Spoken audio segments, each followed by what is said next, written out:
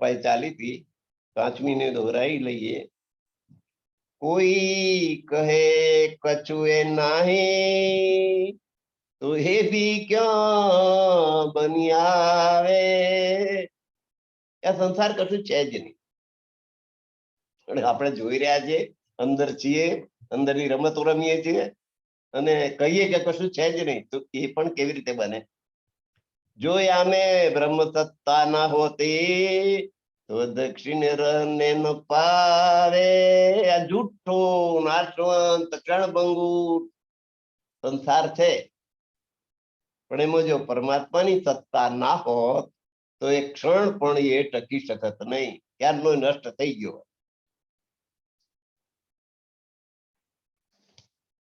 હવે આગળ લઈએ 6ઠ્ઠી ચોપાઈ. કોઈ કહે એ સબે બ્રહ્મ વિશે અને સંસાર વિશે જુદી જુદી માન્યતાઓ છે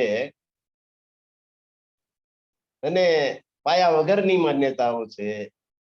એને એક પછી એક રદિયો આપવાનું કામ મહામતી આ પ્રકરણમાં કરે છે. કોઈ કહે સબે બ્રહ્મ, કે જે કંઈ જોઈએ છે ને બધું બ્રહ્મનું ઉત્પન્ન છે, પૂર્ણ બ્રહ્મ પરમાત્મા. વિવિધ રચના કરી અનેક રસ લેવાને શિવ થકી જીવ થયો એ જ આ શ્રી નરસિંહ મહેતાએ. કે તું આ બધું બ્રહ્મ જ છે, પરમાત્મા જ છે. જો એમ હોત તો પરમાત્મા જ્યાં હોય ત્યાં અજ્ઞાન હોય ખરું? તો અજ્ઞાન કછું એ નાઈ. જો એ બ્રહ્મ સ્વરૂપ હોય, આ સૃષ્ટિ આખી 14 લોકોનું બ્રહ્માંડ એ પરમાત્માનું જ સ્વરૂપ હોય તો એમાં અજ્ઞાન હોય નહીં. પરમાત્મા અને અજ્ઞાન બે સાથે સાથે હોઈ શકે નહીં. તો પછી આ 6 શાસ્ત્ર બનાયા જ્ઞાન માટે, એ શું કરવા? એ કેમ બનાવવા પડ્યા?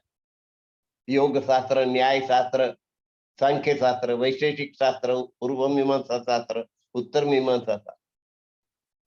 પતંજલિએ યોગ શાસ્ત્રની રચના કરી, ગૌતમ મુનિએ ન્યાય શાસ્ત્રની રચના કરી અને કપિલ મુનિએ સાંખ્ય શાસ્ત્રની રચના કરી, કણાદ મુનિએ વૈશેષિક શાસ્ત્રની, જૈમિની ઋષિએ પૂર્વ મીમાંસા અને વ્યાસ મુનિએ ઉત્તર મીમાંસા.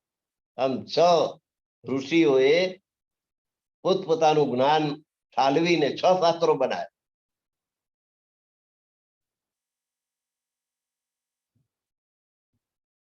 ખટ દર્શન આખાએ કહ્યું આ 6 શાસ્ત્રો વાંચીને કે એક એમ કે છે કે આ મારું જ સાચું ને બીજા બધા ખોટા. આ 6 જણા આવું કે છે. ખટ દર્શન ના જુજવા મતા, માહો માહે ખાધી કથા, એકનું થાપ્યું બીજો હણે અને અન્યથી આપને અદકો ગણે. બીજા બધા ખોટા હું કરો. એમ 6 જ્ઞાનના ભંડારો જેનું વાંચીએ ને એના થઈ જવાય એવા કે આ જ કરું, બીજું બધું કરું. બીજું વાંચો તારું એ તમને એમ લાગે કે આ જ કરું, બીજાનું. એટલું બધું જ્ઞાન એમણે આ 6 શાસ્ત્રોની અંદર પીરસ્યું છે. તો એ 6 શાસ્ત્ર કેમ બન્યા? જો આ બધું પરમાત્મામાં હોય તો પરમાત્મા હોય ત્યાં જ્ઞાન હોય. આ જ્ઞાન દૂર કરવા માટે આ જ્ઞાનના 6 શાસ્ત્ર બન્યા, જ્ઞાન આપવા માટે. તો આ સર્વમ ઇદમ ખલુ બ્રહ્મ વાત ખોટી. કોઈ કહે પુરુષ પ્રકૃતિ મિલ રચ્યો એ ખેલ.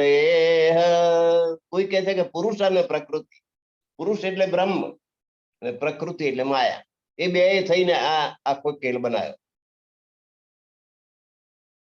તો પુરુષ અને પ્રકૃતિ બેનું મેળ ખાય એમ જ નથી. સૂરજ દ્રષ્ટે ક્યાં રહે અંધેરી. ભર બપોરે અંધારું હોય, આકાશમાં વાદળ ના હોય, આકાશ નિર્મળ હોય અને સૂર્ય વૈશાખ મહિનાનો ધૂમ ધકતો હોય 12 વાગે બપોરે. હવે અંધારાના પ્રકાશને કેમ મેળ પડે? સૂર્ય હોય તો અંધારું ના હોય, સૂર્ય ના હોય ત્યારે અજવાળું ના હોય. અંધારું ક્યારે બને? સૂર્ય ના હોય તો. બપોરના 12 વાગે અંધારામાં હું ચાલતો હતો, એમ આપણે કહીએ તો આપણને ગાડા આગળ એક કે ખરા બપોરે 12 વાગે અંધારામાં તું ચાલતો હતો, એ કેવી રીતે હોય? એ શક્ય બને જ નહીં.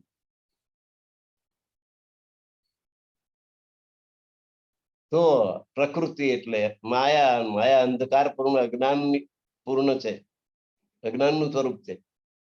અને પુરુષ એ જ્ઞાનનું સ્વરૂપ છે, પુરુષ એ બ્રહ્મનું સ્વરૂપ છે, ને પ્રકૃતિ એ માયાનું સ્વરૂપ. પુરુષ પરમાત્મા બ્રહ્મ અને માયા બે ભેગા કેવી રીતે રહે?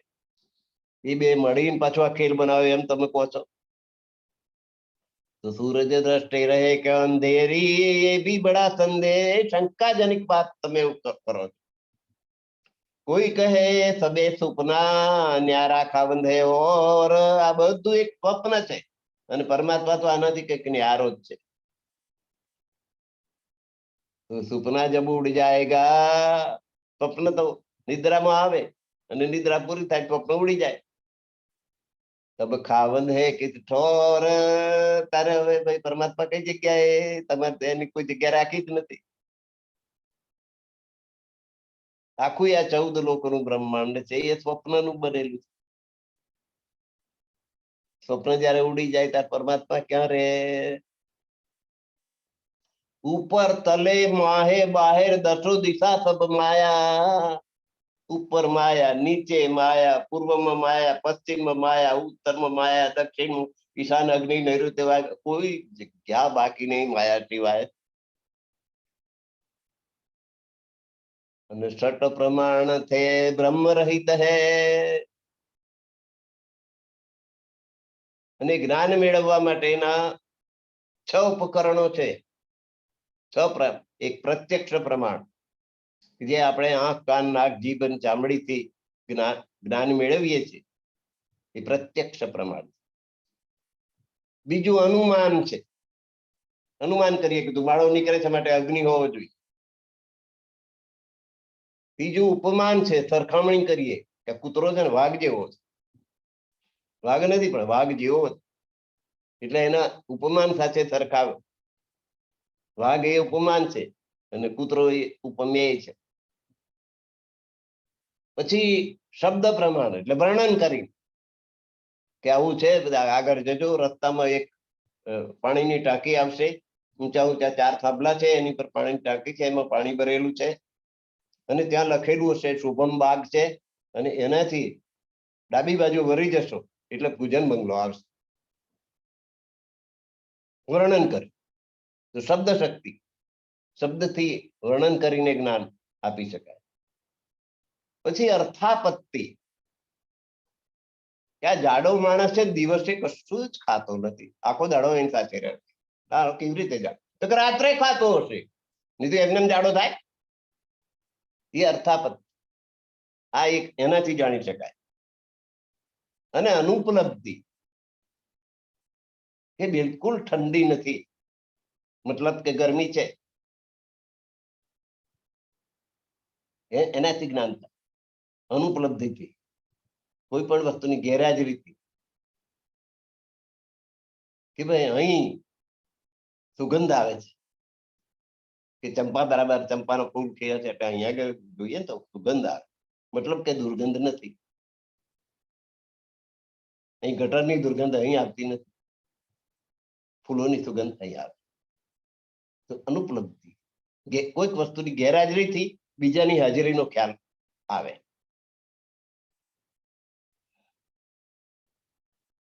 તો આ 6 પ્રમાણ થી આપણે જ્ઞાન મેળવી શકીએ, પણ આ 6 પ્રમાણથી પરમાત્મા જ હાથમાં આવતા નથી. બ્રહ્મ તો આ 6 પ્રમાણથી રહિત છે, તો એનું નિર્ધારણ કેવી રીતે થાય? છઠ પ્રમાણ થઈ બ્રહ્મ રહિત હે તો ક્યાં કર દ્રઢાયા, એને આપણા મનમાં દ્રઢ કેવી રીતે કરવું કે પરમાત્મા આવા છે, તેવા છે, કઈ રહે છે, ક્યાં રહે છે?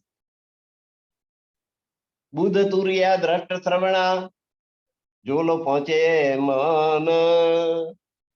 બુદ્ધિ,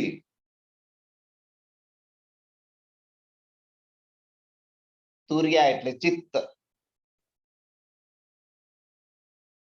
બુદ્ધિને કામે લગાડો, ચિત્તને કામે લગાડો.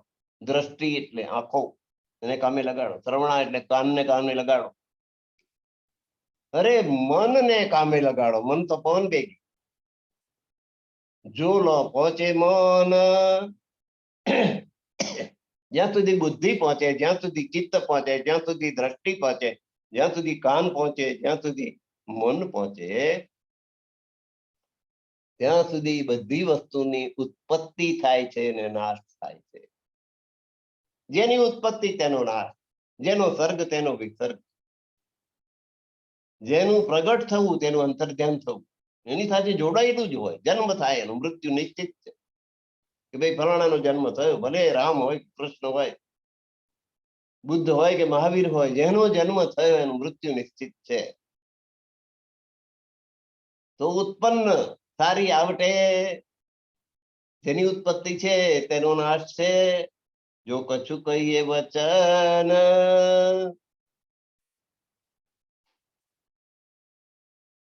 કારણ કે ઉત્પત્તિ માયાથી થાય છે. માયા નાશવંત છે, જુઠ્ઠી છે. જુઠ્ઠીથી જે આવે તે જુઠ્ઠું જ હોય. એટલે આ બધું નાશ. કોઈ કહે અદ્વૈત કે કારણ, દ્વૈત ખોજી પર પર. કોઈ કે પરમાત્મા અદ્વૈત છે ને એને શોધવા માટે આપણે અદ્વૈત માયાની અંદર ખાખોરા કરીએ. દ્વૈતમાં અદ્વૈત ને શોધો ક્યાંથી મળે? માયાની અંદર. માયા દ્વૈત છે, પરમાત્મા અદ્વૈત. માયાની અંદર પરમાત્મા શોધી રહ્યા છે. અદ્વૈત શબ્દ જો બોલીએ, આપણે દ્વૈતમાં છીએ, અને અદ્વૈત બોલીએ તો આપણું માથું જાય. આપણે જોખમમાં આવી ગયા. અદ્વૈત તો પરમાત્મા છે, અને આપણે જો અદ્વૈત થઈ ગયા તો પછી માથું આ ધડ ઉપર હોય નહીં. અદ્વૈત એટલે એક હોવું, અને આપણે તો બીજા છીએ. આપણે પરમાત્મા નથી, પરમાત્મા સિવાય મનુષ્ય છીએ. એટલે એકમેવ અદ્વિતીય બ્રહ્મ, દ્વિતીય બીજું કશું છે જ નહીં. એટલે આપણું તો અસ્તિત્વ જ ગયું ને માથું જતું રહ્યું. એનો પ્રસંગ બનેલો છે જનક રાજાના દરબારમાં. ગાર્ગી બહુ મોટી વિદુષી, મોટા મોટા વિદ્વાનો થયા ને.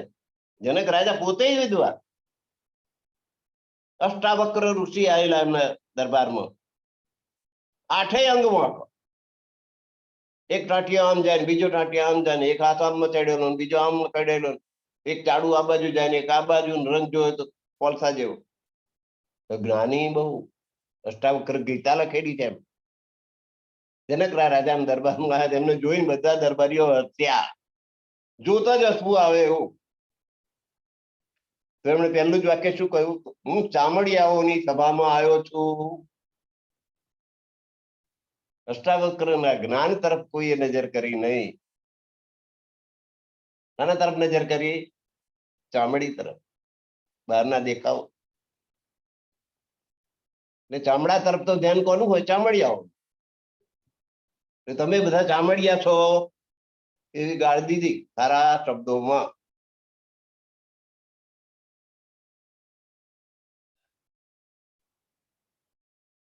તો આ જનક રાજા મોટા મોટા વિદ્વાનો છે એમની પાસે. જનક રાજા પોતે જ બહુ જ્ઞાની હતા. જેની દીકરી સીતા, જાનકી,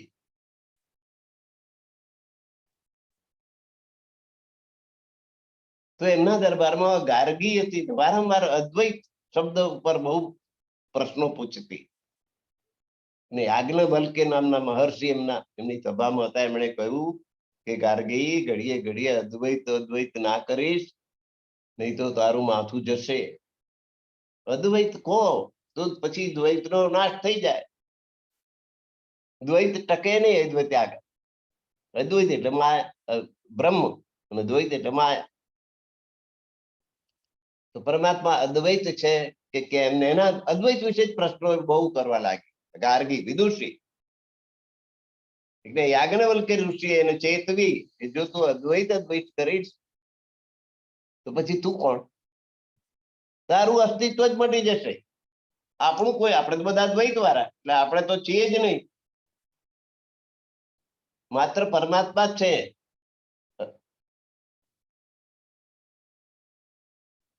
પરમાત્મા સિવાય બીજું કશું છે જ નહીં. એટલે આપણું અસ્તિત્વ ગયું એટલે માથું જતું રહ્યું એમ થયું એનો મતલબ. એટલે થોડીક તું ક્ષમા, આમ ધીરજ રાખ અને અદ્વૈત અદ્વૈત કરીશ નહીં. એટલે પછી અદ્વૈત વિશે બહુ ચર્ચા કરવાનું બધાએ માંડી વાળી, તારું માથું જતું રહે તો ના. પણ અદ્વૈત નું જ મહત્વ સ્થાપો તો દ્વૈત, આપણે તો દ્વૈતમાં આવ્યા ત્યાં આપણું મહત્વ જતું જ રહે, આપણે અહીંયા જ છીએ જ નહીં. એકમેવ અદ્વિતીયમ બ્રહ્મ દ્વિતીયો નાસ્તિ, વેદ વાક્ય તો આ છે. એકમાત્ર પરમાત્મા છે ને બીજું કશું છે જ નહીં. બીજું બધું ભ્રમણા છે, ભ્રમ છે, સ્વપ્ન છે. અજ્ઞાનતા દૂર થઈ જશે એટલે સ્વપ્ન ઉડી જશે. અજ્ઞાન રૂપી નિદ્રામાં આવેલું સ્વપ્ન તે આ સંસાર. એટલે તમારું અસ્તિત્વ જ ખલાસ થઈ જશે, માથું ઉતરી પડશે. ત્યારથી બધાએ અદ્વૈત વિશે બહુ ઊંડું વિચારવાનું બંધ કરી દીધું. હા, આપણું માથું જતું રહેવું નહીં કરવું. માથા બચાયા બધા. કોઈ કહે અદ્વૈત કે આડે સબ દ્વૈત કો વિસ્તાર, કોઈ કહે છે કે અદ્વૈત બ્રહ્મની છાયામાં આ આખું બ્રહ્માંડ બનેલું છે. આ બધું દ્વૈતનો વિસ્તાર એ અદ્વૈતને ઓઠે થઈને એના આધારે થયેલું. છોડ દ્વૈત આગે વચન કિને ન કિયો નિર્ધાર. એટલે પછી અદ્વૈત માયાના નિર્ણયો બધાએ કર્યા, માયા વિશે ચિંતન કર્યું, પણ અદ્વૈત પરમાત્મા વિશે ચિંતન કોઈએ કર્યું નહીં. નક્કી ના કર્યું કે પરમાત્મા કોણ. ભૂમિકા સાત કહી વશિષ્ઠે, તાને પાંચમી કેવલ વેદો. જ્ઞાનની 7 ભૂમિકાઓ વશિષ્ઠ ઋષિએ યોગ વાસિષ્ઠ નામના ગ્રંથની અંદર બતાવી. વશિષ્ઠ ઋષિ એટલે અમારા પૂર્વજ, એના વંશમાં ઉત્તર ઉતરી આવ્યા. એ વશિષ્ઠ ઋષિએ જ્ઞાન વિશિષ્ટ વૈશિષ્ટ નામનો ગ્રંથ લખ્યો, અને એ ગ્રંથમાં જ્ઞાનના 7 સ્ટેજ બતાવ્યા, 7 ભૂમિકાઓ બતાવી. એ આપેલી છે. એક શુભેચ્છા. શુભેચ્છા કઈ? મોક્ષ પામવાની ઈચ્છા, એને શુભ. અને આપણે તો કઈ શુભેચ્છા હોય? કરોડપતિ થવાની હોય, મોટા મોટા બંગલાની હોય, મોટર ગાડીની હોય, હેલિકોપ્ટર રાખવાની ઈચ્છા હોય, પ્રદેશ જવાની, અમેરિકા જવાની ઈચ્છા. એને શુભેચ્છા ના કહે, તો બધી માયાની ઈચ્છા છે. પણ મોક્ષની ઈચ્છા રાખે કે આ આત્માને મૃત્યુ પછી પરમાત્માના ચરણોમાં સ્થાન મળે, એવી ઈચ્છા એને શુભેચ્છા કહે. એ ઈચ્છા શુભેચ્છા. માયાની ઈચ્છાઓનો શુભ ના ગણાય, અશુભ ગણાય. બીજી વિચારણા, અજ્ઞાનનું બીજું સ્ટેજ. વિચારણા શાની પર વિચાર કરવાનો? શાસ્ત્રો, વેદ છે, શાસ્ત્ર છે, ઉપનિષદ છે, બ્રાહ્મણ ગ્રંથ છે, આરણ્યક ગ્રંથ છે. ચિંતન ઘણું જ થયું છે હિન્દુસ્તાનમાં, હિન્દુ ધર્મની અંદર. બીજા ધર્મોમાં આવું ચિંતન નથી. હિન્દુ ધર્મની આટલું બધું ઊંડાણપૂર્વક ચિંતન ઋષિઓ મુનિઓએ કરેલું છે. જ્ઞાનીઓ અને મહાજ્ઞાનીઓ થઈ ગયા. રાજાઓ પણ જ્ઞાની હતા. એવો આ દેશ, એવી આ સંસ્કૃતિ, એવો આ ધર્મ. તો વિચારણા, શાસ્ત્રો એ જ શું કહ્યું છે એની પર વિચારણા કરવી, આ બીજી ભૂમિકા. વિવેકપૂર્વક વિચાર કરો કે આ શાસ્ત્રમાં હું કહ્યું, આ આમાં કહ્યું, એની બરાબર કરું કહ્યું. ત્રીજું તનુમાનસી, એટલે કશાયમાં આસક્તિ ના રાખે. મનમાંથી સંસારને કાઢી નાખવો, આસક્તિ નહીં રાખવો. બધું ભોગવો, આખો સંસાર જલ કમલવત. કમળને પાણીમાં ડુબાડો તો ડૂબેલું રહેશે, બહાર કાઢો એટલે કોરું. એટલે સંસારમાં ભલે તમે ડૂબેલા હો, પણ એમાં આસક્ત ના.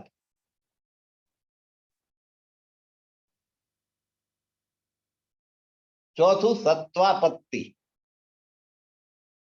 એટલે મનની શુદ્ધિ. મનને પરમાત્મામાં રાખો ત્યારે મનની શુદ્ધિ થાય.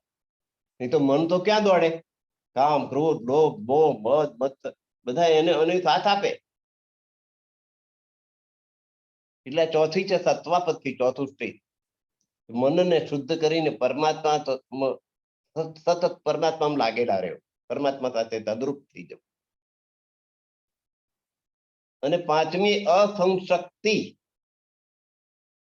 એટલે સંસારમાં રહેવા છતાં સંસાર સાથે અલિપ્ત રહેવું. બહુ અઘરું છે. સંસારમાં રહેવા છતાં સંસારને અડવા દેવો નહીં, એનાથી અલિપ્ત રહેવાનું. નિર્વિકલ્પ સમાધિ જેવું થયું. અને છઠ્ઠું પદાર્થ ભાવના, એટલે અંદર અને બહાર આપણો જે સ્વભાવ હોય એનાથી પર થઈ. સ્વનો ભાવ છે એને છોડવો બહુ અઘરો છે. કોકનો લોભિયો સ્વભાવ હોય, કોકનો ગુસ્સાવાળો સ્વભાવ હોય, કોઈકનો ઈર્ષાખોર સ્વભાવ હોય, કોઈકનો સદગુણ વાળો સ્વભાવ હોય, કોઈનો દુર્ગુણ વાળો સ્વભાવ. એ સ્વનો જે ભાવ છે ને એ છોડવો અઘરો છે. એ સ્વભાવથી પર થઈ. અને સાતમી ભૂમિકા છે, એક પછી એક અઘરી ભૂમિકા આવતી જાય. તુર્યગા, એટલે આત્મભાવ. બધી જ આત્માઓ મારું અંગ છે એવું તમામ જીવની સાથે આત્મભાવ રાખવો. આ મારી જ આત્મા છે, આ મારી જ આત્મા, આ મારી જ આત્મા છે. બધાને પોતાના ગણવા, એને આત્મભાવ કહેવાય. તમામ જીવને, કીડી મંકોડી થઈ હાથી સુધી, તમામ જીવોને આ મારું જ સ્વરૂપ છે એમ સમજવું. એનામાં જે આત્મા છે એ જ આત્મા મારામાં છે. આત્મભાવ એના તરફ રાખ.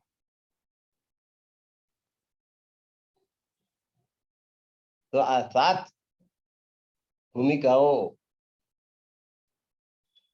તો છઠ્ઠી શબ્દના આ છઠ્ઠી વિશે બોલી શકાય એવું નથી કશું. એ તો સાતમી કેવી રીતે, સાતમી આત્મભાવ કેવી રીતે થાય? બહુ અઘરી વાત. પાર વચન કહે કોણ દૂજા.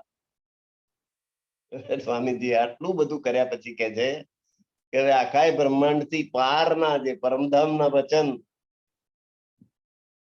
એ કોણ કહી શકે? આમાંથી ક્યાંય કોઈ પરમધામની વાત આવી નહીં.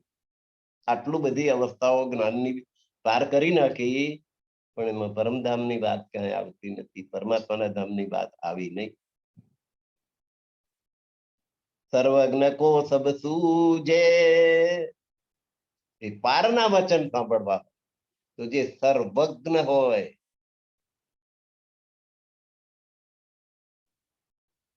એને આ પરમાત્માની વાત સૂજે. એ સંશય ભાવનો આત્મ કે મારે આત્માના જે સંશયો છે એને એ દૂર કરી શકે. જો પર આત્મ બુજે ને જેનાથી પર આત્મ જે બેઠેલી છે એને ઓળખી શકાય.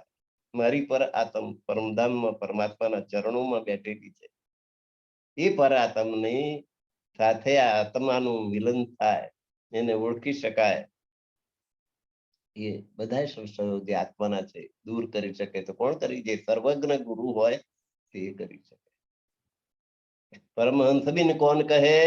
પરમહંસ કે કહેવાય એ ગુરુ ને પરમહંસ કે જે આ આત્મા ને પરમાત્માની વાત કરે ને પરમાત્માની ઓળખાણ કરાવે ને પર આત્મની પણ ઓળખાણ કરાવે. જીન તજે તીન શરીર, જેણે પોતાના ત્રણેય શરીર છોડી દીધા હોય, ગૌણ કરી નાખ્યા હોય, સ્થૂળ શરીર, સૂક્ષ્મ શરીર, કારણ શરીર, આ ત્રણેય શરીર જેને છોડી દીધા હોય, કહે મહામત મહાદિશાધની કી, એ પરમાત્માની જે દિશા છે ને મહાદિશા કઈ છે. પૂર્વ નહીં, પશ્ચિમ નહીં, ઉત્તર નહીં, દક્ષિણ નહીં, ઉપર નહીં, નીચે નહીં, દક્ષિણ દિશાઓથી પર મહાદિશા કઈ? તે પરમાત્મા તરફની દિશા. એ ધણી ધણી તરફની દિશા. કોઈ કરી દો જુદે ખીરની એ દિશા કોક બતાવો. અને અક્ષીર એટલે બ્રહ્મ અને નીર એટલે માયા બેને જુદી કરી બતાવો. 29મું પ્રકરણ પૂરું થાય છે જોરદાર ચોપાઈ સાથે. કઈ કે પરમહંસ બિન કોણ કહે.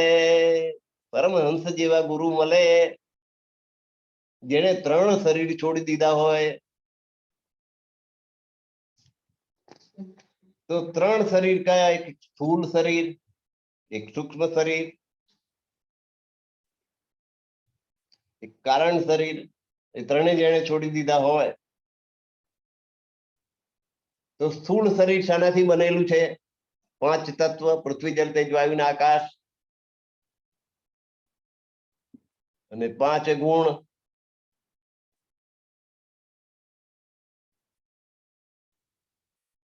એટલે 5 તત્વના 5 વિષયો એના 5 ગુણ થયા. શબ્દ સ્પર્શ રૂપ રસ અને ગંધ આ 5 ગુણ. 5 જ્ઞાનેન્દ્રિય કાન નાક જીભ ચામડી. 5 કર્મેન્દ્રિય હાથ પગ ગુદા ઉપસ્થ અને જીભ. જીભ 2 બાજુ આવે. બોલે ત્યારે કર્મેન્દ્રિય કહેવાય, સ્વાદ ચાખે ત્યારે જ્ઞાનેન્દ્રિય કહેવાય. 4 અંતઃકરણ મન બુદ્ધિ ચિત્ત અને અહંકાર અને માયા. એમ કરીને 25 તત્વો ભેગા થાય ત્યારે આપણું આ સ્થૂળ શરીર જેનો અગ્નિ સંસ્કાર કરીએ છીએ એ શરીર બને.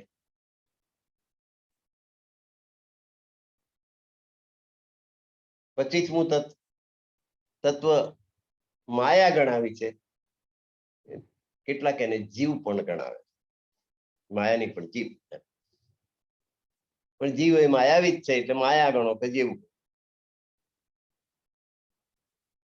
હવે સ્થૂળ શરીરની વાત કરી. હવે સૂક્ષ્મ શરીરની વાત કરી. તો સૂક્ષ્મ શરીર 17 તત્વોનું બનેલું છે જે જોઈ શકાતું નથી. પૃથ્વી જલ તેજ વાયુ ને આકાશ 5 તત્વ. શબ્દ સ્પર્શ રૂપ રસ અને ગંધ 5 ગુણ. આંખ કાન નાક જીભ અને ચામડી 5 જ્ઞાનેન્દ્રિય. 15 બુદ્ધિ અને અહંકાર એ 2 ઉમેરો તો 17. ભગવતી ભાગવત કઈક જુદું ગણાવે છે. 5 જ્ઞાનેન્દ્રિય 5 કર્મેન્દ્રિય પછી 5 પ્રાણ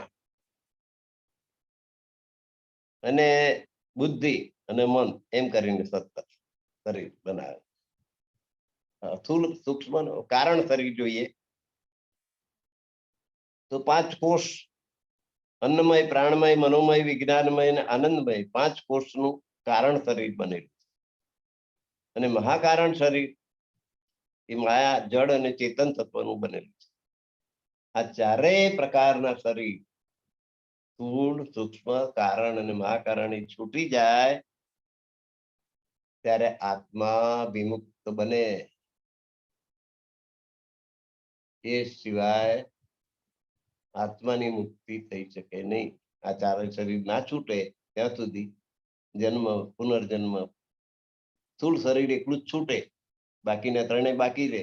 સૂક્ષ્મ કારણ અને મહાકારણ એનો ગોટો જન્મ લીધા જ કરે મર્યા કરે. પુનર્પિ જનનમ પુનર્પિ મરણમ પુનર્પિ જનની જઠરે શયનમ ભજ ગોવિંદમ ગોવિંદમ આદિ શંકરાચાર્ય બોલ્યા. કૃષ્ણને ભજ એમાંથી છૂટવું હોય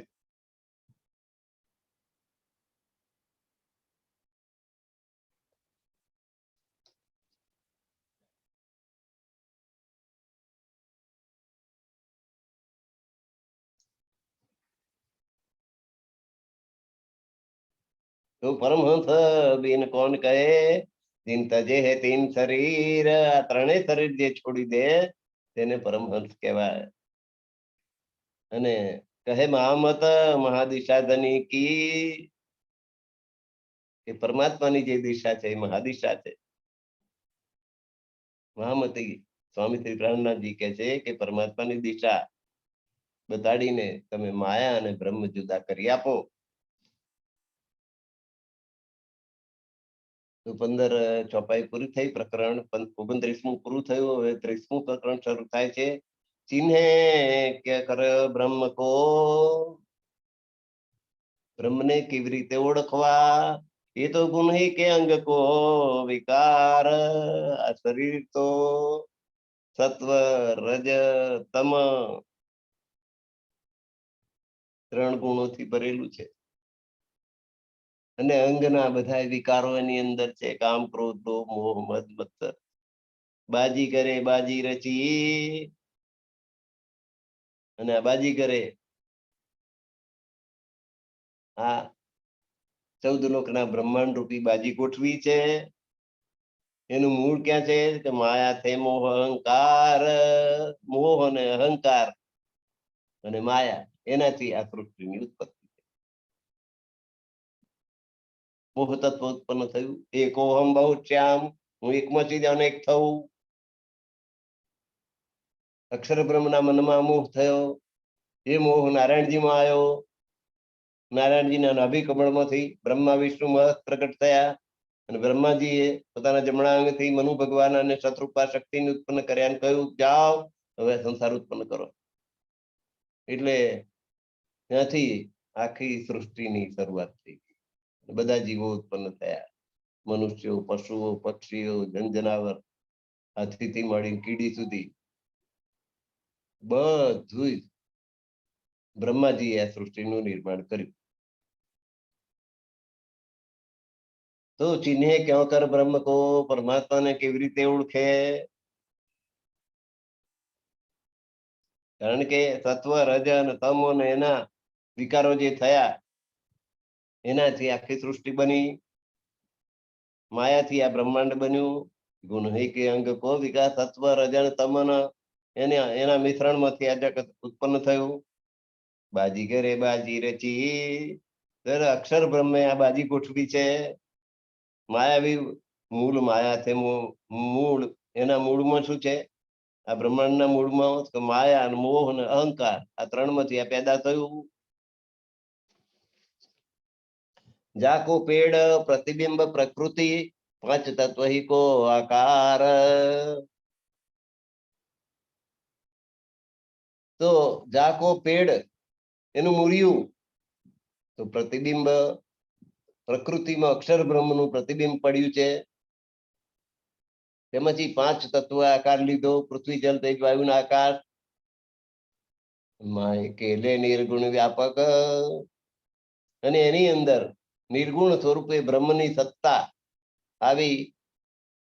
અને માયા મોહ ને અહંકાર સાથે ખેલ કરવા માંડ્યો. લોક 14 દશો દિશા, સબ નાટક સ્વાંગ. સંસાર અને આ નાટક આખું ઊભું થયું. 14 લોકનું, 10 દિશાઓનું એક સ્વાંગ, એટલે વેશ ધારણ કર્યો. આ સંસાર નો વેશ ધારણ કરીને જાણે એક નાટક ઊભું થયું. આવે ન્યાય ન થવાનું મને વચન, એ સબ માયા મોહ અહંકાર. આ સંસારમાં જે કંઈ આંખે જોવા, કાનથી સંભળાય, મનથી સમજાય કે વાણીથી સમજી શકાય, એ બધું બધાની અંદર માયા છે, મોહ છે ને અહંકાર. ક્યાં દાનવ ક્યાં દેવતા, દૈતો એમાં થયા, દેવો એમાં થયા. ક્યાં તીર્થંકર અવતાર, જૈનોના તીર્થંકર અને હિન્દુઓના અવતારો એમાં પ્રગટ થયા. બ્રહ્મા વિષ્ણુ મહેશ લો તો બી પેદા માયા મોહ અહંકાર. બ્રહ્મા વિષ્ણુ મહેશ બધાય માયા મોહ ને અહંકાર આમાંથી ઉત્પન્ન થયા. अब और की मैं क्या कहूं, બ્રહ્મા વિષ્ણુ મહેશ જો આ માયા મોહ ને અહંકાર થી પેદા થયા, તો પછી બીજાની તો વાત જ શું કરું. જો બડકો કા એ હાલ, જો આ સંસારના 3 મોટા દેવ, 3 સંચાલકો, બ્રહ્મા ઓપરેટર, જનરેટર, ઓપરેટર અને ડિસ્ટ્રોયર, 3 દેવો. GOD, God. G generator Brahmaji, operator Vishnuji અને ડિસ્ટ્રોયર શિવજી. બ્રહ્મા વિષ્ણુ મહેશ આ ત્રણેય માયા મોહ અને અહંકારમાંથી પેદા થયા. તો બીજાની શું વાત કરું? જો બડકો કાય હાલ, જલ જૈસે તરંગ તૈસે, જેવું પાણી હોય એવામાં જવું છે રે. ઉઠે માયા હોય, માયા મોહ અને અહંકાર માંથી પેદા થાય તો માયા મોહ અને અહંકાર જ મોજો ઉછર્યા કરે. જો બંધ બાંધે બાપને બેટે ચલે જાય તિનલાર. માતા પિતાએ જે પ્રણાલિકા પાડી હોય એ જ પ્રણાલિકાથી દીકરો પણ ચાલે. એમાં મારા પૂર્વજોએ આ જ કર્યું તો અમે આ જ કરવાના. જે નિયમો મા બાપે કર્યા હોય છોકરા એ જ નિયમ પ્રમાણે ચાલે.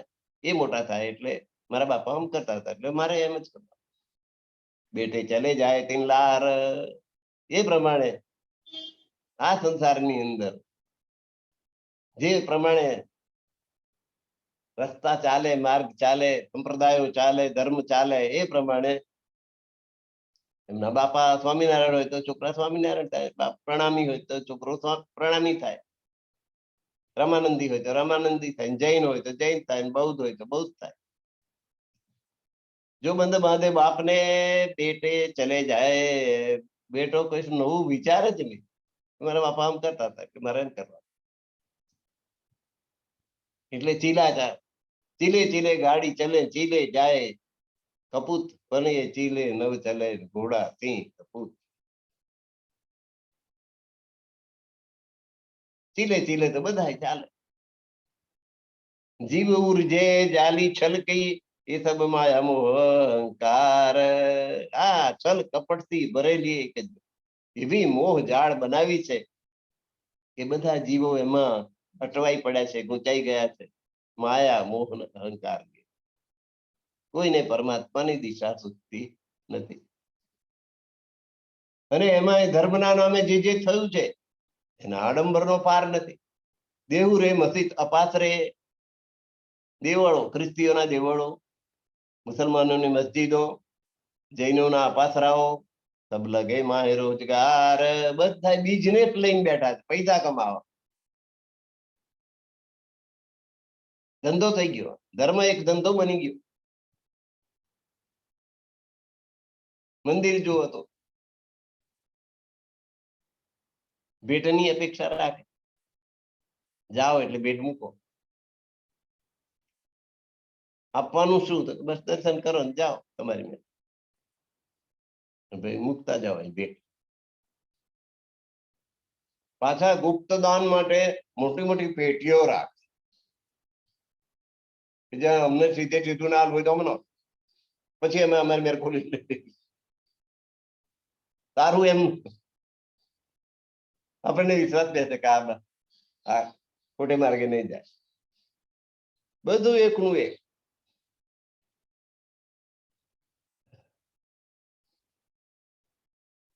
દેવરે મસ્જિદ અપાસરે, દેરા એટલે મંદિરો, દેવળો, મસ્જિદો, જૈનોના અપાસરા, લગેમાં એ બધા બિઝનેસ કરી રહ્યા છે, પૈસા કમાવા માટે ધર્મનો ઉપયોગ કરે છે. બહાર દેખાવે બંદગી, બહારથી તો બહુ ધાર્મિક હોય એવું લખા, હા બહુ શ્રદ્ધા, આ તો બહુ પવિત્ર માણસ એવું લાગે. માયા મોહ અહંકાર, પણ એમની નજર તમે શું ભેટ મૂકે એના પર, પૈસા ઉપર. અંદર માયા મોહ અને અહંકાર સિવાય કશું. જુદે જુદે ભેષ દર્શની, જુદા જુદા ભેષ ધારણ કરનાર પેલા દર્શન શાસ્ત્રો વાળા. 6 દર્શન શાસ્ત્રો આપણે જોઈ ગયા. કટ દર્શન ના જુજવા માહોમાં યોગ શાસ્ત્ર, ન્યાય શાસ્ત્ર, શૈક્ષિક, સાંખ્ય, પૂર્વ મીમાંસા, ઉત્તર મીમાંસા, બધા પાછા વેશ જુદા પોતાના, કપડા જુદી જુદી ટાઈપ ના પહેરવા. આ દર્શન શાસ્ત્રો વાળા જુદા જુદા દર્શન વાળા જુદા જુદા કપડા. કોઈક ભગવા પહેરે, કોઈક સફેદ પહેરે, કોઈક આવી ડુંગી પહેરે, ધોતિયું પહેરે. અરે જાત જાતનું જુઓ ને, આ ટોપી, આ ખેસ દેખાય છે ને, જાત આ સ્વાંગમાં વેશ ધારણ કર્યા. કે આવું પહેરીને હું ઘરમાં 24 કલાક રહેતો હોય અહીં લોકોને બતાવવા માટે. જુદે જુદે ભેષ દર્શની, જુદા જુદા દર્શન શાસ્ત્ર માનનારા જુદું જુદું વેશ ધારણ અને એક ઇષ્ટ આચારના જે કર્મકાંડ છે એના આચાર વિચાર જુદા જુદા રાખે. દરે નામ ધની કે જુદે જુદે, ધણી બધાનો એક પણ સબકા માલિક એક, સબકા માલિક એક, તો બધા જાણે છે. હિન્દી બોલ્યો એક મુસલમાન કે સબકા માલિક એક, ત્યાં આજે એના મંદિર થઈ ગયું એને લોકો પૂજા, હિન્દુઓ જાય. અયોધ્યામાં રામ મંદિર બંધાય છે, સાંઈ બાબાના ટ્રસ્ટ પાસે કહ્યું કે તમારી પાસે બધા હિન્દુઓના જ પૈસા આવેલા છે, તો આમાં કંઈક આપો, કે અમે મુસલમાન છીએ અને હિન્દુ મંદિરમાં અમારે આપવાની કોઈ જરૂર નથી. હવે એ સાંઈ બાબામાં ઊંધા જઈને પડે છે કોણ? હિન્દુઓ.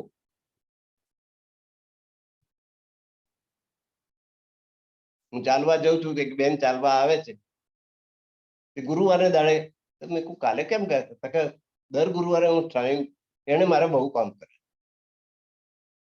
એનો ઘરવાળો બેઠો છે અમદાવાદમાં, એ બેઠી છે અહીં, એમનો મેર પડ્યો નથી એમ કે છે મારે બહુ કામ કર્યા સાંઈ બાબાએ, ચાંદમિયાએ એમના કામ કર્યા.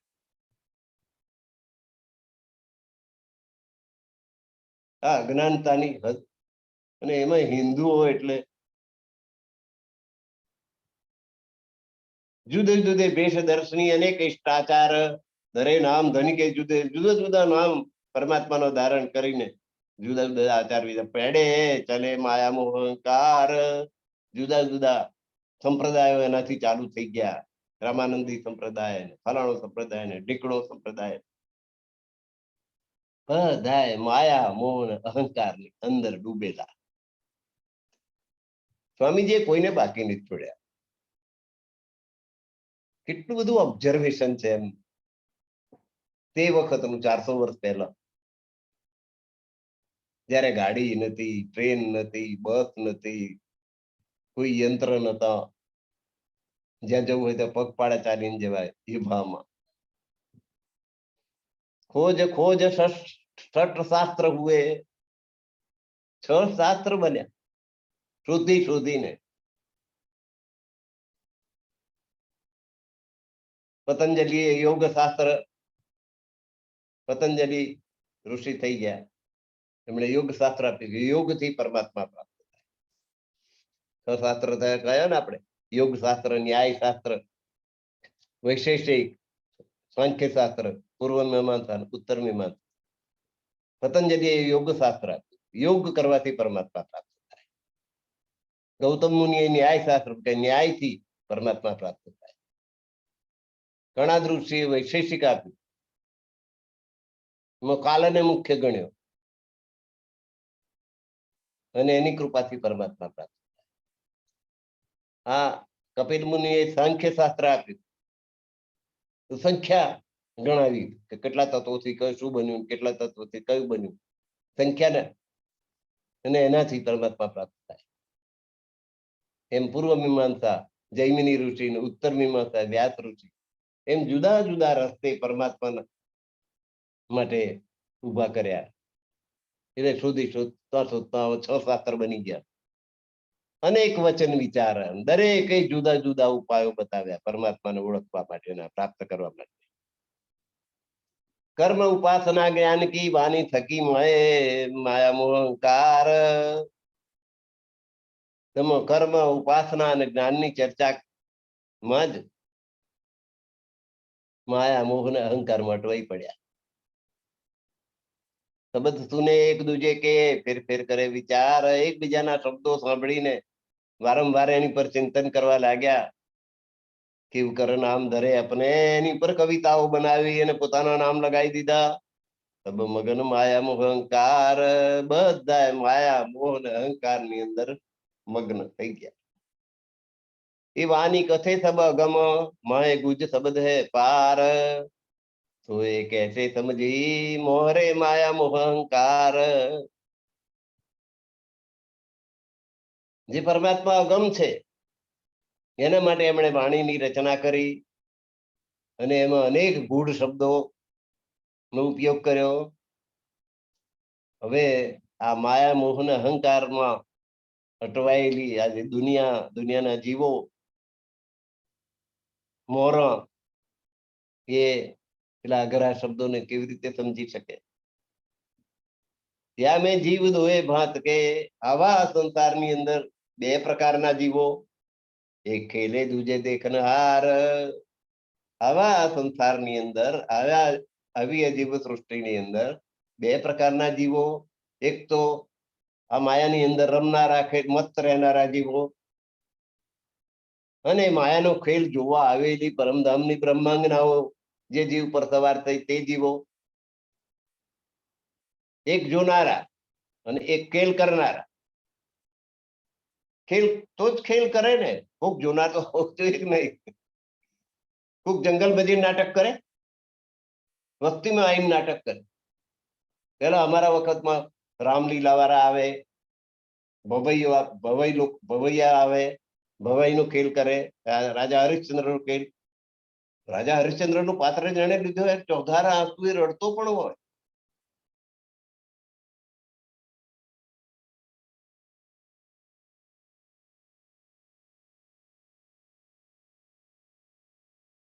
કલા હતી નાટકની કલા. તો આ એક પ્રકારનું બધું જગતનું નાટક જ ચાલી રહ્યું છે.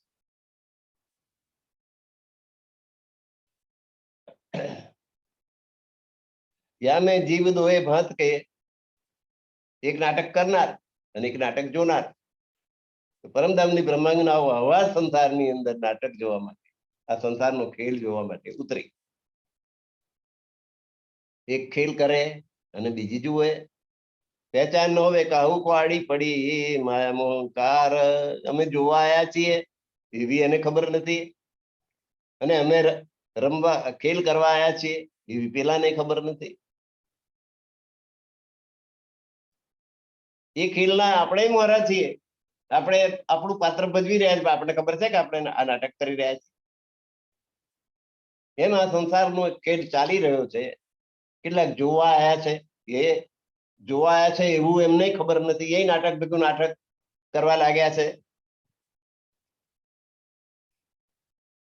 એ ખેલ કિયા જીન ખાતર, જેમને બતાડવા માટે આ સ્પેશિયલ ખેલ કરવામાં આવે છે, સ્પેશિયલ બ્રહ્માંડની રચના કરવામાં આવી છે. તો હૈ કોઈ સિરદાર, એ તો કોઈક શિરોમણી આત્માઓ છે, જેવી તેવી નથી, પરમધામની બ્રહ્માંગનાઓ છે.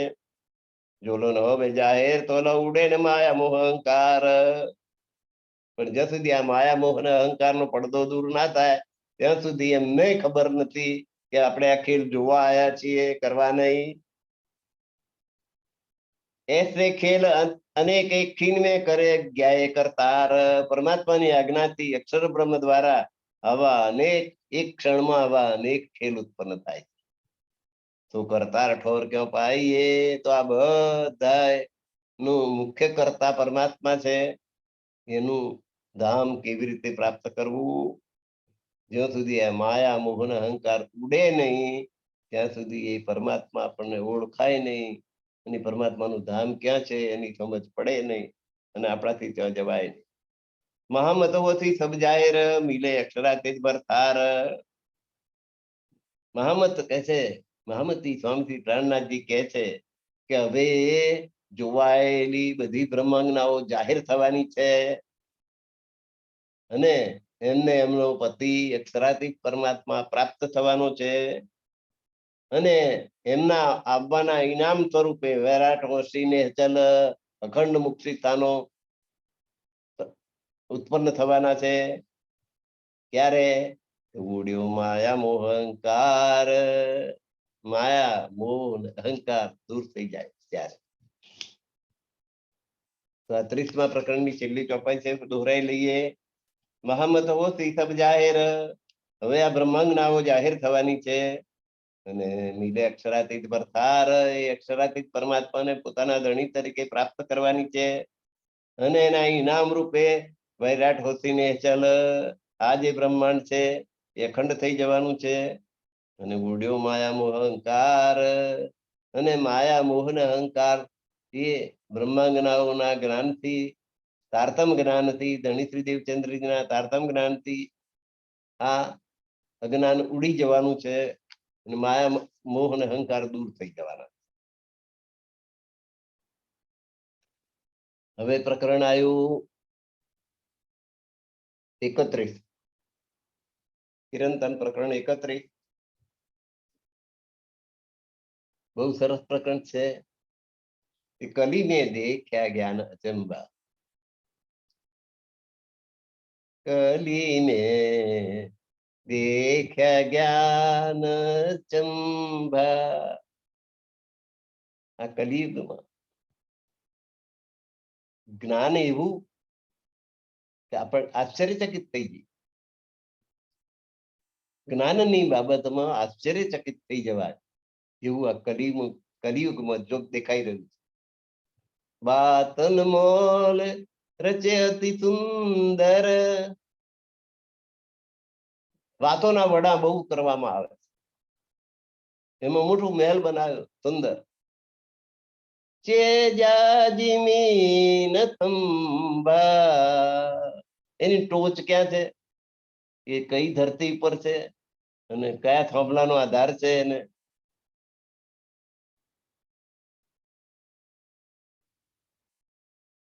એ કશું નક્કી નથી. વાતોના વડા બહુ કર્યા છે, વાતો ઊંચી ઊંચી કરી, પણ એની ટોચે નથી દેખાતી, એની જમીને નથી દેખાતી, એની થાંભલાય નથી.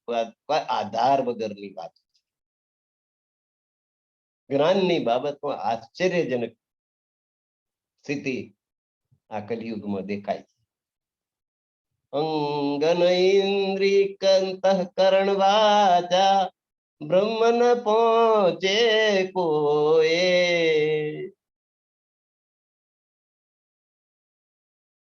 અંગ, ઇન્દ્રિયો, અંતઃકરણ, વાણી, કોઈ બ્રહ્મ સુધી પહોંચી શકતું નથી.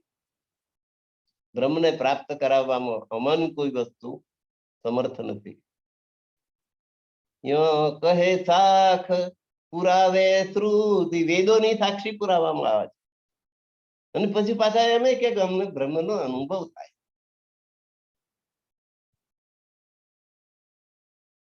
અંગ નથી પહોંચી શકતું, ઇન્દ્રિય નથી પહોંચી શકતી, અંતઃકરણ નથી પહોંચી શકતું, વાણી નથી પહોંચી શકતી. આમાંનું કોઈ બ્રહ્મ સુધી પહોંચી શકે એવું સમર્થ નથી. અને તો કે પછી એમને અનુભવ થાય, પરમાત્માનો અનુભવ. આશ્ચર્યજનક વાત. એટલે કે કલી મેં દેખ્યા જ્ઞાન અચંબા, આવું જ્ઞાન છે કલિયુગ. આપણને આશ્ચર્ય થાય કે લોકો શું શું બનાવટો કરે છે, કેવી કેવી વાતો કરે જ્ઞાનની બાબત. કેટલાક પેલું સૂત્ર અહમ બ્રહ્માસ્મિ તત્વમસી, આ મહાવાક્યો છે, 3-4 મહાવાક્ય. અહમ બ્રહ્માસ્મિ, હું જ બ્રહ્મ છું. તત્વમસી, તે તું છે. હું જે બ્રહ્મ છું અને એ જ બ્રહ્મ તું પણ છે. એમ ગુરુ પોતે બ્રહ્મ બને, શિષ્યને ગુરુ બનાવે, બ્રહ્મ બનાવે. સ્વામી શિષ્યને ક્રિયા કરની, મહાવાક્ય, આ મહાવાક્ય છે વેદના 4 મહાવાક્યોમાં 2 મહાવાક્ય. અહમ બ્રહ્માસ્મિ તત્વમસી.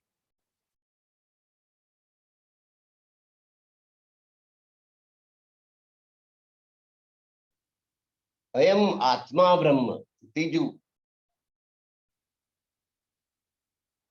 આત્મા છે તે બ્રહ્મ છે, ત્રીજું મહાવાક્ય.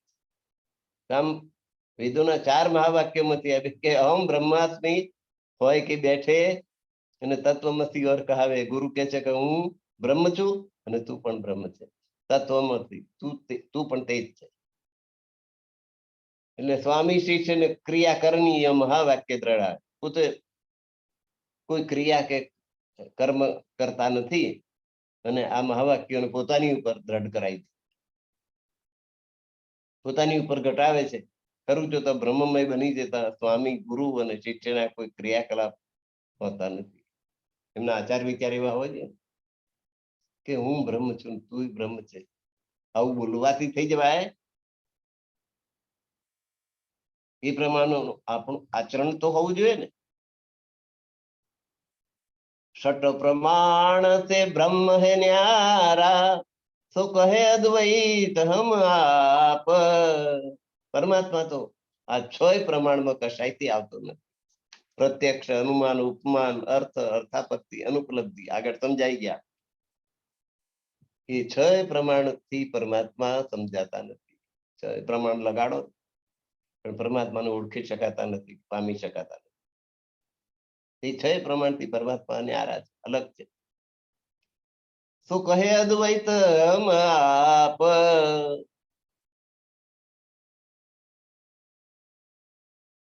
અને તોય આ માણસ પાછો એમ કે છે કે તમે બ્રહ્મ છો ને હું બ્રહ્મ છું, અને આપણે જ બધામાં વ્યાપી રહ્યા છે. માયા, ઈશ્વર, ત્રિગુણ એ બધું અમારાથી ઉત્પન્ન થયું છે ને અમે જ સૃષ્ટિ વ્યાપક બ્રહ્મ તરીકે અમે જ છીએ, ઓમ કહેનારા પણ છે. ને માયા, ઈશ્વર, ત્રિગુણ એ અમારાથી ઉત્પન્ન થયા છે, અને અમે જ બ્રહ્મ સ્વરૂપે આખા જગતમાં વ્યાપી રહ્યા છે. આવું માનનાર માણસો છે. ઈશ્વર ફિરે ના રહે ત્રિગુણ, ત્રિગુણ ચલે જીવ બેને. ઈશ્વર ફિરે એટલે નારાયણ નું પણ પ્રલય થઈ જાય. બ્રહ્મા, વિષ્ણુ, મહેશ કોઈ બચે નહીં. ત્યારે ત્રણેય ગુણ એટલે બ્રહ્મા, વિષ્ણુ, મહેશ ના રહે ત્રિગુણ. જ્યારે શાસ્ત્રોની મત પ્રમાણે નારાયણ નો પણ પ્રલય થઈ જાય ત્યારે બ્રહ્મા, વિષ્ણુ, મહેશ કોઈ બચે નહીં. એ પણ જેમ બધા જીવોનો લય થાય એમનો પણ થઈ જાય. આખી ત્રિગુણી સૃષ્ટિ છે. સત્વ ને રજ અને તમ ત્રણ ગુણથી બનેલી આખી સૃષ્ટિનો નાશ થઈ જાય.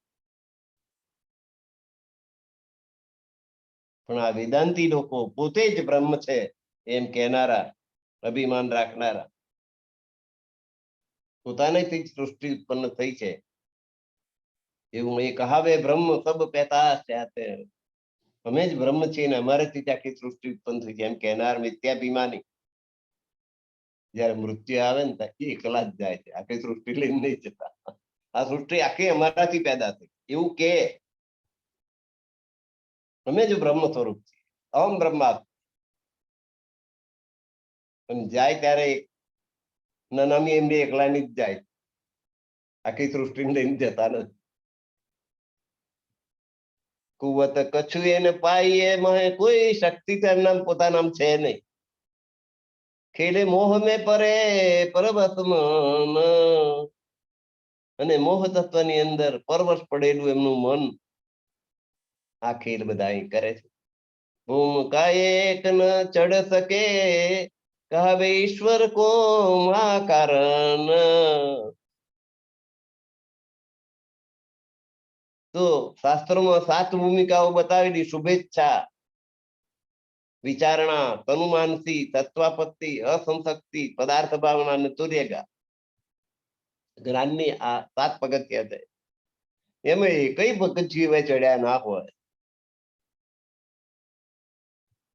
અને પોતાને ઈશ્વરનું મહાકારણ, ઈશ્વરને પણ બનાવનાર, ઈશ્વરને પણ ઉત્પન્ન કરનાર, પોતે બ્રહ્મ સ્વરૂપ છે એમ પોતાને ગણાવે. જાય તારે એકલા, નાનામી એમ એકલા નહીં જાય, ના ઈશ્વર નહીં જાય, કે ના 3 ગુણ નહીં જાય, કે ના કોઈ નહીં જાય. 3 શરીર ઉડાવે મુખ તે, સ્થૂળ શરીર, સૂક્ષ્મ શરીર અને કારણ શરીર. અમે ત્રણેયનો ત્યાગ કરી દીધો એમ મોઢેથી બોલી જાય કે અમારા 3 શરીરનો અમે ત્યાગ કર્યો, અને પછી બ્રહ્મ સ્વરૂપ બની જાય. પછી બાકી રહે તે બ્રહ્મ. પૂછે તે કહે હમ ભોગવે, તો પછી તમે માણસ થઈને કેમ અહીં અવતર્યા છો? એમને જો કોઈ પ્રશ્ન કરે ને તો અહીં માણસને તમને ડાયાબિટીસ થયો ને બીપી વધી ગયું છે ને એ બધું થાય છે ને એ શું? કે પ્રારબ્ધ કે કરે, એ તો અમારો પ્રારબ્ધ. અને આ તમે બ્રહ્મ સ્વરૂપ છો ને એને પ્રારબ્ધ હોતો હશે? લાગે બ્રહ્મને પ્રારબ્ધ હોય?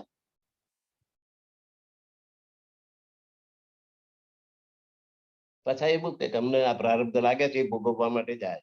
અમે છીએ બ્રહ્મ, ઈશ્વરને અમે બનાવી.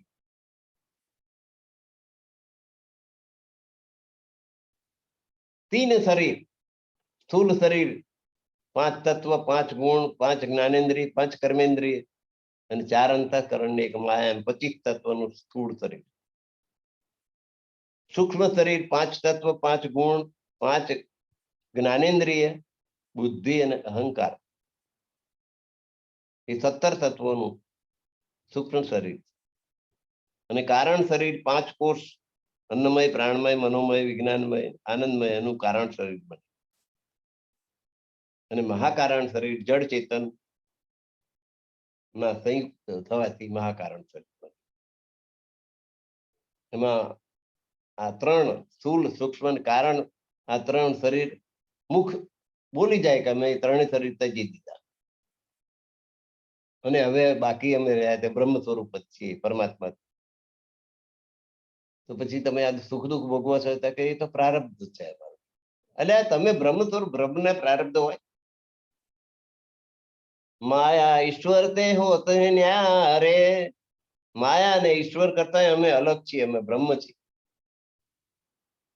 ન્યારે હોત તીન દેહ, સ્થૂલ, સૂક્ષ્મ, કારણ, હા 3 શરીરથી પર છીએ.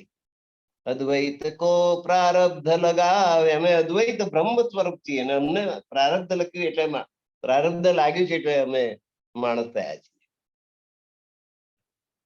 દેખ્યા જ્ઞાન બડા બ્રહ્મ, એ આ બ્રહ્મ વિશે મહાન જ્ઞાન અમે કે છે જોયું એમનામાં. એસે કોટ બ્રહ્માંડ હોવે પલ મેં, અદ્વૈત કે પોતે અદ્વૈત બને છે, બ્રહ્મ સ્વરૂપ બને છે. અરે આવા અનેક કરોડો બ્રહ્માંડ અદ્વૈત બ્રહ્મના આદેશથી અક્ષર બ્રહ્મ પેદા કરે છે બેટા. એની મેં દેખ પલ મેં ઉડા, એ અદ્વૈત છે, તમે નહીં અદ્વૈત. એ કહાવે બ્રહ્મ સુધ નહીં બ્રહ્મ ઘર કી, જેને બ્રહ્મ શું એની ખબર નથી ને બ્રહ્મનું ઘર ક્યાં છે એની એ ખબર નથી, ને દ્વૈત કોને કહેવાય ને અદ્વૈત કોને કહેવાય એની ખબર નથી, એ પોતે બ્રહ્મ સ્વરૂપ છે એમ બતા. એ સુકમુની વાણી બોલ્યા વેદાંત, તો એનો ક્યાં સમજી જાય. શ્રીમદ ભાગવત ની અંદર સુખદેવજીએ વેદાંતની વાત કરી છે. તો આવા લોકોને કેવી રીતે વેદાંત સમજાય, સુખદેવજીની વાત કેવી રીતે સમજાય. હોથી પ્રગટ પ્રકાશ નિજ બુદ્ધ કો, હવે મહામતી પોતાની નિજ બુદ્ધની તારતમ જ્ઞાનથી એમને નિજ બુદ્ધ પ્રગટ થઈ, જાગ્રત બુદ્ધિ પ્રગટ થઈ, એનાથી આ બધી વાત બતાવી દેશે. મહામત દેશે બતાય.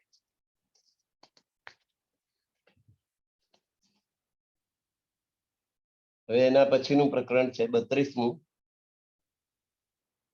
भाई रे ब्रह्म ज्ञानी ब्रह्म दिखलाओ, तुम सकल में साई देख्या. हे ब्रह्म ज्ञानीओ, તમે બ્રહ્મના દર્શન કરાવો. તમે તો બધાયમાં પરમાત્માને જોયા, અણુ અણુ ને પરમાણુમાં છે પ્રભુ તારો આ બોડી ગયા. એ સંસાર સકલ હે સુપના, तुम पार ब्रह्म क्यों देख्या. આ સંસાર તો સ્વપ્ન જેવું છે, સંસારના જીવો બધા સ્વપ્નવત છે, ને પાર બ્રહ્મ પૂર્ણ બ્રહ્મ પરમાત્માને તમે આવા આ ઘડીના મહેમાન એવા માણસોમાં તમે એ બ્રહ્મને બેસેલા બતાડી દો છો. તમે તો બધા એમાં પરમાત્માને વાસ છે એમ કહી દીધું, પણ આખો સંસાર સ્વપ્નવત છે, તો એમાં તમે પાર બ્રહ્મ અને પૂર્ણ બ્રહ્મ પરમાત્માને કેવી રીતે જોયા. સત સુપને મેં ક્યો કર આ સત છે, પરમાત્મા સત છે. તો આ સત એ અસતમાં કેવી રીતે આવે? સત સાઈ હે ન્યારા, જે પરમાત્મા જે સત છે એ તો જગત થી પર સત સ્થાનમાં રહે છે. સત પરમાત્મા સત્ય સ્થાનમાં રહે છે, પરમધામમાં રહે છે. પૂર્ણ બ્રહ્મ પરમાત્મા અને એમનું ધામ બંને સત છે, અખંડ છે. અને આ બધું નાશવંત છે. તો એ સત છે એ અસતમાં કેવી રીતે આવે? તુમ પાર બ્રહ્મ છો પરચ્યા નહીં, તમે પાર બ્રહ્મ ને પૂર્ણ બ્રહ્મ પરમાત્માને ઓળખ્યા જ નથી. તો ક્યાં ઉતરોગે પારા, તો પછી આ ભવસાગર ને તરીને પાર કેવી રીતે જશો? હજુ અંદર ને અંદર જ રહેવું છે કે પરમાત્મા તો પાણીમાં છે, પૃથ્વીમાં છે, જલમાં છે, તેજમાં છે, વાયુમાં છે, આકાશમાં છે. આખી પૃથ્વીમાં અણુ અણુ ને પરમાણુમાં છે પ્રભુ તારો વાર. એને મળશો કેવી રીતે? એનો આનંદ તમને કેવી રીતે મળશે? પછી અણુ અણુ પરમાણુમાં જ રહેવા માંગો છો તમે?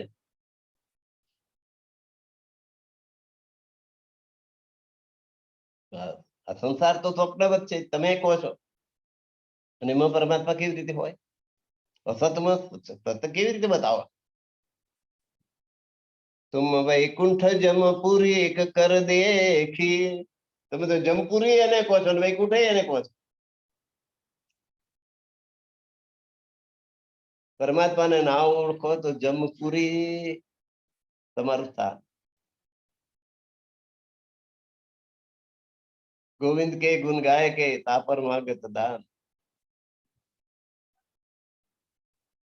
મારતે એક મુખ પર જમપુરીમાં લઈ જશે, મારતા મારતા ઘોડા ઉપર ચંપલ પડતા જશે ને લેતા જશે. જમપુરી બતાવી. પરમાત્માને તમે ઓળખો નહીં, એની ભક્તિ કરો નહીં, એને પ્રેમ કરો નહીં, પરમધામ પહોંચી ના શકો, તો ક્યાં બીજું કઈ જગ્યા પછી તે જમપુરી જ છે તમારા માટે. તમે તો આ વૈકુંઠ કે પરમધામ કે જમપુરી બધું એક હરખું જ ગણવા મળ્યું છે. તબ તો શાસ્ત્ર પુરાણ સબ બાર, તબ તો શાસ્ત્ર ને માનતા નથી, પુરાણ ને એની માન્યતાઓ તમે જુઠ્ઠી ઠેરવી રહ્યા છો.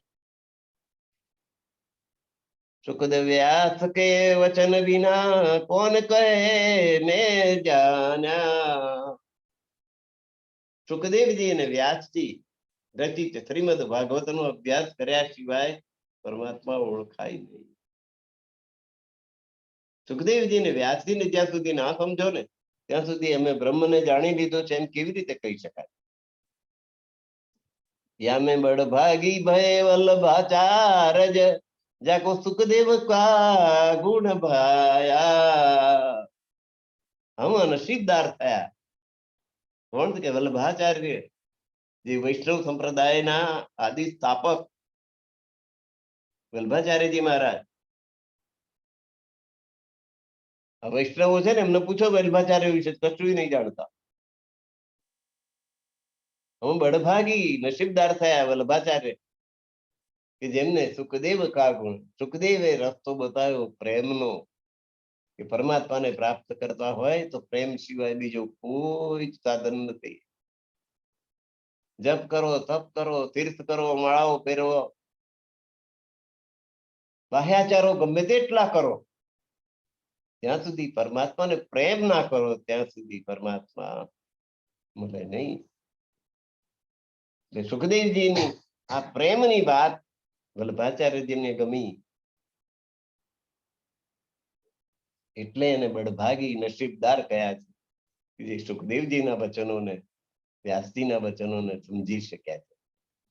ઉત્તમ ટીકા કિન્ની દશમ કી, અને એમાં દશમ સ્કંદ છે પૂર્ણ બ્રહ્મ પરમાત્માની ઉપાસનાનો ગ્રંથ, દશમ સ્કંદ.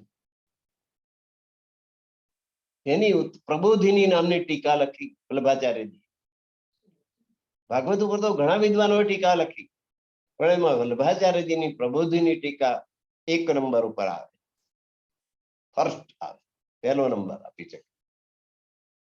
તો ઇને એ ફલ પાયા. અને એમણે પ્રેમને મહત્વ આપ્યું, એ પ્રેમનું ફળ એમને પણ પ્રાપ્ત થયું. વલ્લભાચાર્યજી બિના પુરાણ પ્રકાશ ન હોય, પુરાણ સિવાય જ્ઞાનનો પ્રકાશ પડે નહીં, વેદોને સમજી શકાય નહીં. એની ક્લિષ્ટ છે ભાષા, સંસ્કૃત ભાષા. બધા શાસ્ત્રો એમાં લખેલા છે. પુરાણો છે, 18 પુરાણ છે. એમાં છેલ્લામાં છેલ્લું લેટેસ્ટ પુરાણ શ્રીમદ ભાગવત છે. 17 પુરાણ લખ્યા પછી પણ વ્યાસજીને જંપ નહોતો કરતો કે હજુ કંઈક કરાઈ જાય છે, કંઈક કરાઈ જાય છે, કંઈક કરાઈ જાય છે. પછી 18મું પુરાણ શ્રીમદ ભાગવત લખાયું ને, ત્યારે એમને સંતોષ થયો કે હવે મારે જે ખરું કહેવાનું હતું એ આમાં શ્રીમદ ભાગવત પર. બાકીના 17 પુરાણ વાંચવાની જરૂર નથી, માત્ર શ્રીમદ ભાગવત વાંચો. અને એમાં 10મ સ્કંદ જે કૃષ્ણ ચરિત્રનો છે, એ આખાએ શ્રીમદ ભાગવતનું દોહન કરી દીધું છે.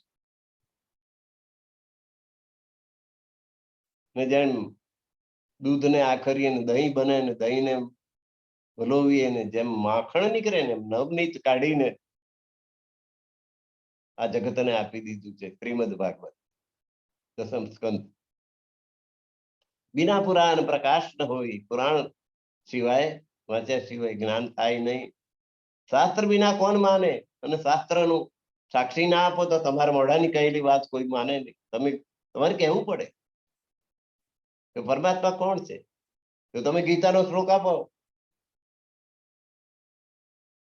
અક્ષર સર્વાણી ભૂતાની કુટસ્થોક્ષર ઉચ્યતે ઉત્તમ પુરુષાન્ય પરમાત્મા એ ઉદાહરતા પરમાત્માની વ્યાખ્યા આપી દીધી. ગીતાનો આપણે મોડે કહીએ તો કોઈ ના માને, પણ ગીતાનો આપો એટલે પછી એનાથી એને જૂઠલાવી શકાય નહીં.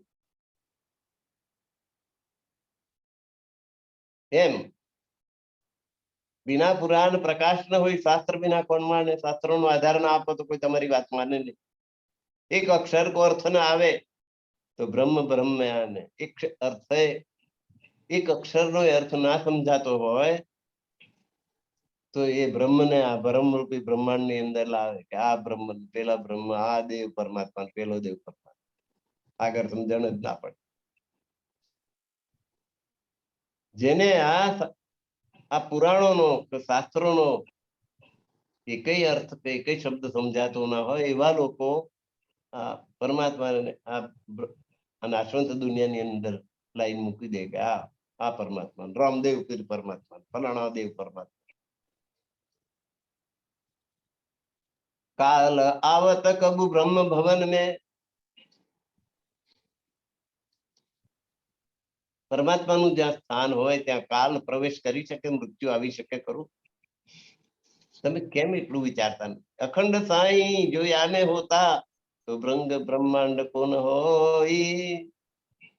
જો અખંડ પરમાત્મા આ બ્રહ્માંડ ની અંદર હોત ને તો આ બ્રહ્માંડ નો નાશ ક્યારેય થતો. કાલની તાકાત નહીં કે જ્યાં પરમાત્મા હોય ત્યાં જઈ શકે. અને અહીં તો આપણે જોઈએ છીએ ઠેર ઠેર નનામીઓ નીકળતી આપણે જોઈએ છે કે કાલ તો અહીં છે જ, મૃત્યુ તો અહીં છે જ. જેનો જન્મ એનું મૃત્યુ નિશ્ચિત. એટલે અહીં બ્રહ્મ હોય એવું માનવું એ ભૂલ ભરેલું છે. જો બ્રહ્મ હોય તો ત્યાં મૃત્યુ આવી શકે નહીં. જો બ્રહ્માંડમાં પરમાત્મા હોત તો બ્રહ્માંડનો નાશ થાત નહીં. तुम केवल काल तत्व ज्ञानी ब्रह्म ज्ञानी भये. તમે તો ફક્ત કાલ તત્વને જ ઓળખો છો, મૃત્યુને જ સમજો છો. તમે બ્રહ્મ જ્ઞાની કેવી રીતે થયા? તબ દરવાજે ખોજે સાધો પર સુન છોડ કોઈ ના ગયા. બધાએ પરમાત્મા સુધી પહોંચવા માટે બહુ દરવાજા શોધ્યા, પણ શૂન્ય નિરંજન નિરાકારની પાર કોઈ જઈ શક્યા નહીં. इन सुपने में सब कोई भूल. આ સ્વપ્ન સમાન સૃષ્ટિની અંદર જ બધા ભૂલા પડ્યા. કિન્હુ ના દેખ્યા કોઈ એની પાર શૂન્ય નિરંજન નિરાકાર થી પાર નીકળી શક્યું નહીં. વિધ વિધ સો ભવ સાગર થાયા સુખદેવ વ્યાસ પુકાર. વિવિધ પ્રકારે આ ભવસાગર ની પાર ઉતરવા માટે સુખદેવજી અને વ્યાસજી પોકારો પાડ્યા છે. તો હવે થોડો સમય પૂરો થઈ ગયો છે, ઉપર 5 મિનિટ થઈ ગઈ. 2-3 ચોપાઈ માટે પ્રકરણ બાકી, ફરી આવતા વખત આપણે લઈશું. તો આ ચોપાઈને ફરી દોહરા જાય. ઇન સુપને મેં સબ કોઈ ભૂલ્યા, કિન્હુ ન દેખ્યા પાર. વિધ વિધ સો ભવ સાગર થાયા સુખદેવ વ્યાસ પુકાર. સુખદેવ વ્યાસ પુકાર. બોલો શ્રી પ્રાણનાથ પ્યારે કી જય. કૃષ્ણ કનૈયા લાલ કી જય. સર્વ સુંદર સાથના ચરણોમાં મારા કોટાન કોટી પ્રણામ. પ્રણામ સુંદરતાજી. ગુરુવર્ય ગણેશ કુમારજી ને કોટાન કોટી પ્રણામ. નવીનભાઈ ને પ્રણામ. કોટાન કોટી પ્રણામ. પ્રવીણભાઈ ને પણ પ્રણામ. પ્રણામ રમીલાબેન. પ્રણામ મહેન્દ્રભાઈ, મનુભાઈ, ત્રણેય ત્રણ ભાઈઓ સાથે બંધ કરીને પ્રણામ. કરું પછી આ પ્રણામ.